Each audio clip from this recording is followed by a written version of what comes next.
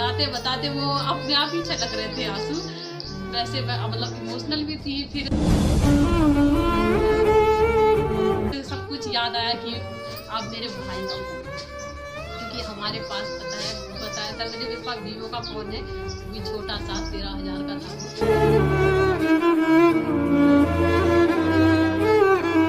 जो मेरे भाई ने कहा कि ब्लॉगिंग बना लो, इससे बना लो, उसका पोको का है तो वैसे अच्छी आती थी।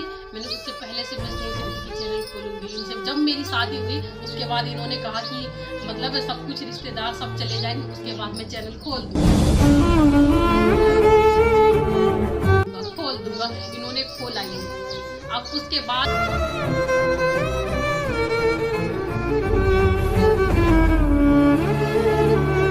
इन्होंने मतलब आप चाहे सरप्राइज देने के लिए क्या, तो इन्होंने चुपके से बनाया।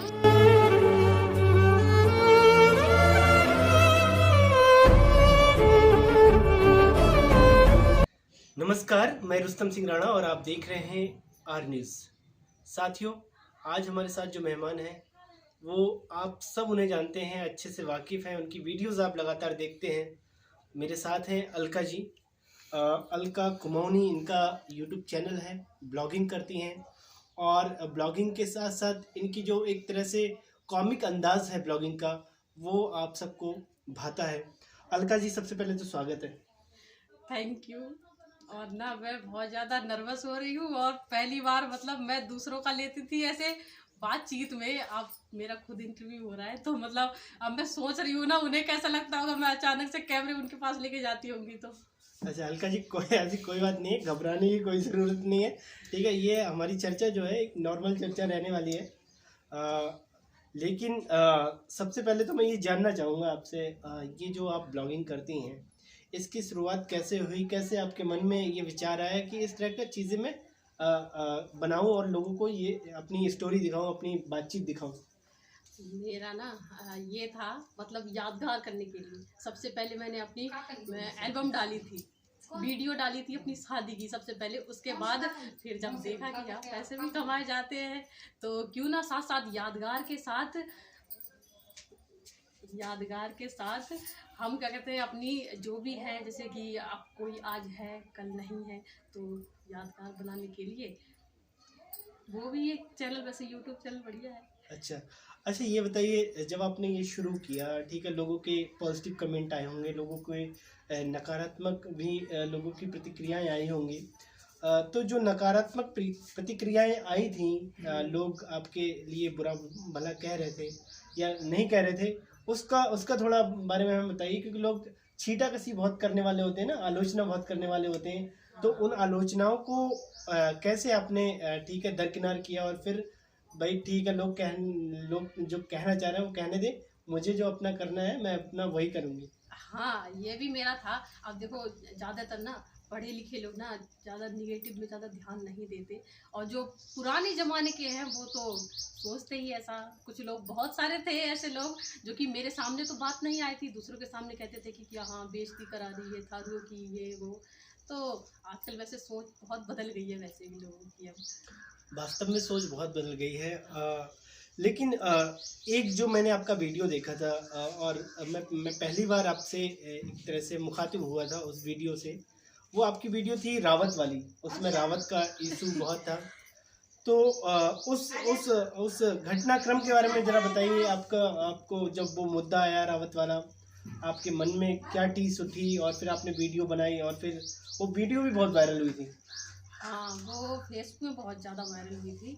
तो उसमें तो बहुत सारे कमेंट आए, सच बताऊँ तो एकदम से कमेंट नोटिफिकेशन आते हैं तो फ़ोन एकदम बज रहा है, क्या हो रहा है क्या हो रहा है। और उस वो डाला था मेरे भाई ने डाला था उस समय, क्योंकि मैंने यूट्यूब में डाला था, उसने डाउनलोड करके तो अपने फेसबुक में डाल दिया, तब वायरल हुई थी। तब पता जाने थे मेरे को ज़्यादातर लोग।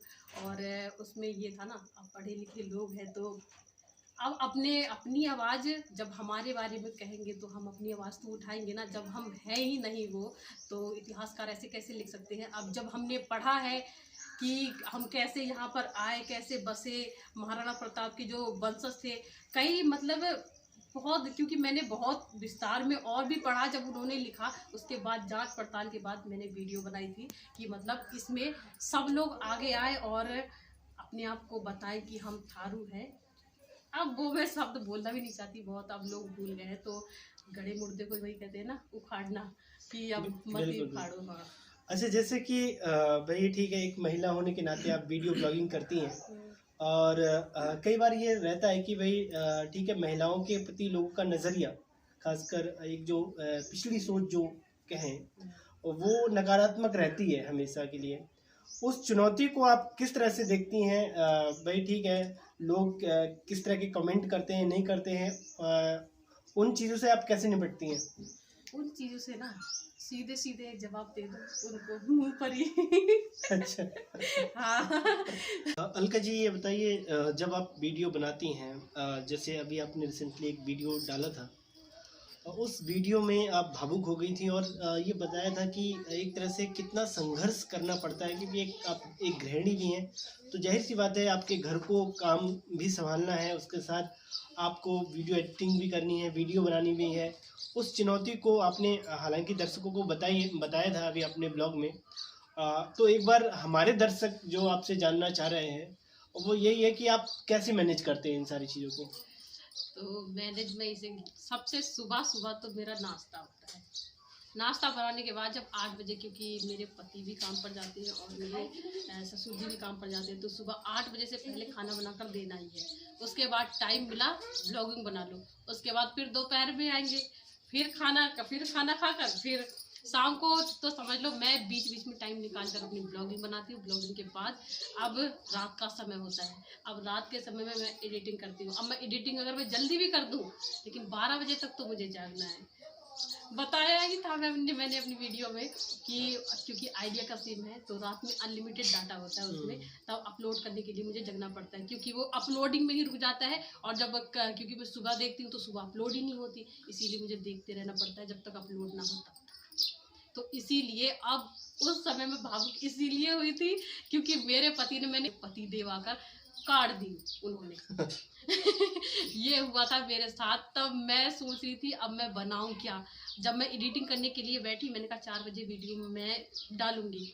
अब मैंने शायद 3 बजे के टाइम पे मैंने देखा कि मेरे पास वीडियो है ही नहीं बनाने के लिए। अब मैं बनाऊं क्या। अब मैंने कहा चलो बता देती हूँ। अब मैं बताते बताते वो अपने आप ही छलक रहे थे आंसू। वैसे मैं मतलब इमोशनल भी थी। फिर सब कुछ याद आया कि अब मेरे भाई का फ़ोन है, क्योंकि हमारे पास बताया था मैंने, मेरे पास वीवो का फ़ोन है, वो भी छोटा सा 13,000 का था।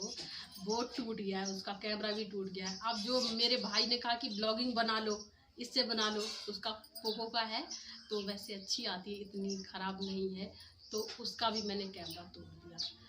अब वो फ़ोन भी नहीं चल रहा है, फ़ोन की स्क्रीन ऐसे हिलती है, वो हिलते हिलते मैं एडिटिंग करती हूँ, थोड़ी देर के लिए उसे रोक देती हूँ कि थोड़ा तू भी मतलब रेस्ट कर ले और थोड़ा सा मैं भी कर लूँ, उसके बाद फिर बनाती हूँ। तो बुरा लगा था मुझे कि इन्होंने काट दी। मैंने इतने मुश्किलों के साथ बनाई, एक तो फ़ोन भी साथ नहीं दे रहा है ना आजकल किसी।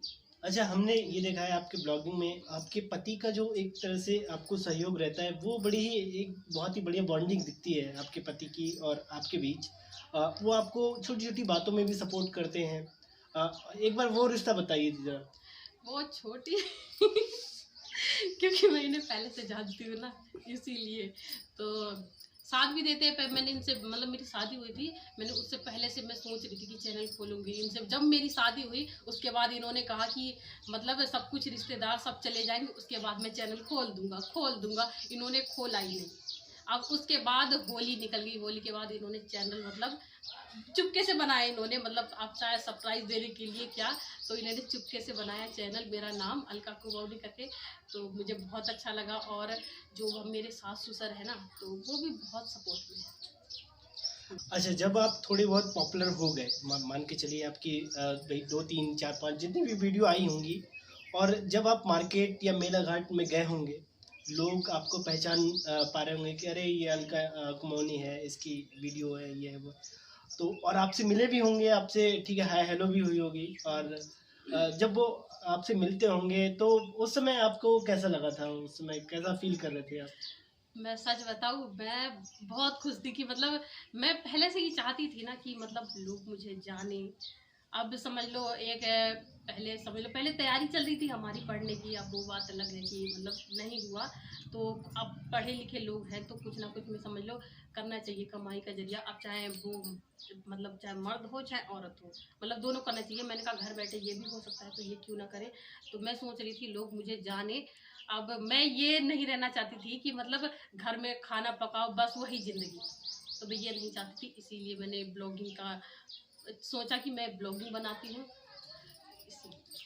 अच्छा, ब्लॉगिंग में भाई आप आगे क्या सोचते हैं आप कि भाई इतने ठीक है सब्सक्राइबर बढ़ने चाहिए, तो मैं मतलब एक तरह से इंसान अपने भाई लक्ष्य को निर्धारित करता है, तो इस तरह का कोई टारगेट है आपका?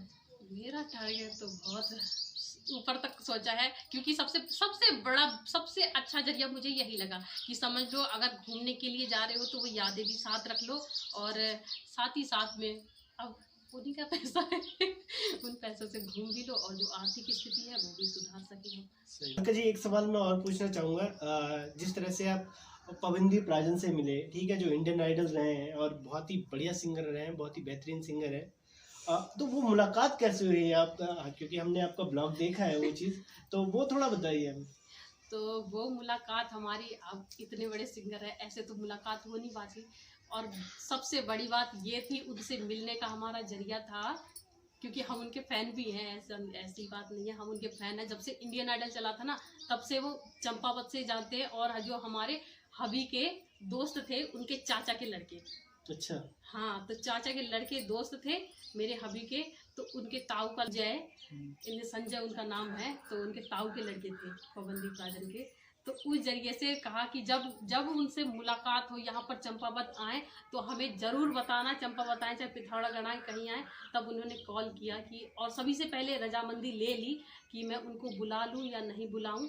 तो उन्होंने कहा, पवनदीप ने, बहुत बहुत धन्यवाद उनका, तो उन्होंने कहा कि बुला लो कि एक वीडियो बन जाएगी, और वीडियो बन जाएगी तो पता ही है थोड़ा कभी कभी थोड़ा ऊपर वालों का भी हाथ होना चाहिए ना। तो मौका में चौका मार लिया हमने। हाँ तो इसी चक्कर में तब आए थे। तो उसके बाद हमारी मुलाकात हुई थी पिथौरागढ़ में जब हवन हो रहा था। तो हवन में आए थे सारे के सारे पूरे जितने भी थे उनके परिवार के, तो हवन किया था उस समय।